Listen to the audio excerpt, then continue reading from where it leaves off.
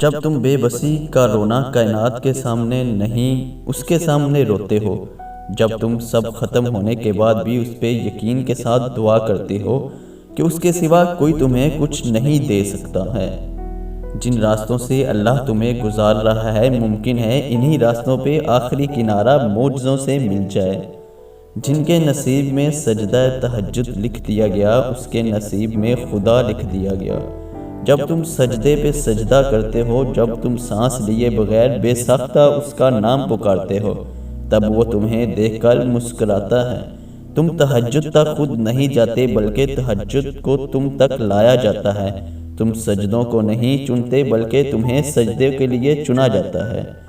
وہ جو تہجد کا پہلا سجدہ کیا تھا، میں نے اس سجدے نے میری ذات کو پل میں سمیٹ لیا۔ تہجد پڑھنا کرو، کوئی ملے نہ ملے رب مل جائے گا۔ اور جو چیزیں تہجد میں بھی مانگنے سے نہ ملیں تو سمجھ جاؤ وہ تمہارے لیے بہتر نہیں۔ تمہیں کیا لگتا ہے کہ جو دعائیں تم تہجد میں مانگتے ہو وہ قبول نہیں ہوگی؟ کبھی کبھی بہت پہلے مانگی گئی دعا بھی قبول ہو جاتی ہے، اور جو وہ قبول ہوتی ہے تو ہم بے ساختہ کہتے ہیں۔ تجھے یاد تھا ایک دن تم ان دعاؤں پر بھی یہی الفاظ کہو گے جو تم اب مانگتے ہو۔ کن فرمانا مشکل کام تھوڑی نہ ہے، اللہ جب کن فرماتا ہے تو بس ہو جاتا ہے اور چیز وجود پا جاتی ہے۔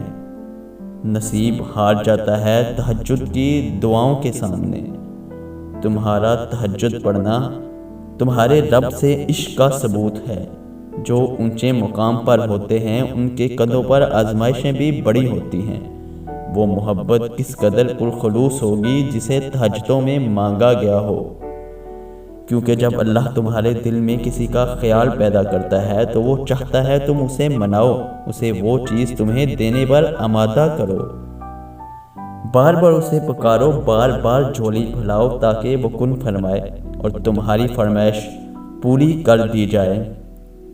اگر اللہ نے وہ لے لیا جسے کھونے کا تم تصور بھی نہیں کر سکتے، تو یقیناً وہ کچھ ایسا بھی دے گا جسے پانے کا تم نے سوچا بھی نہ ہوگا۔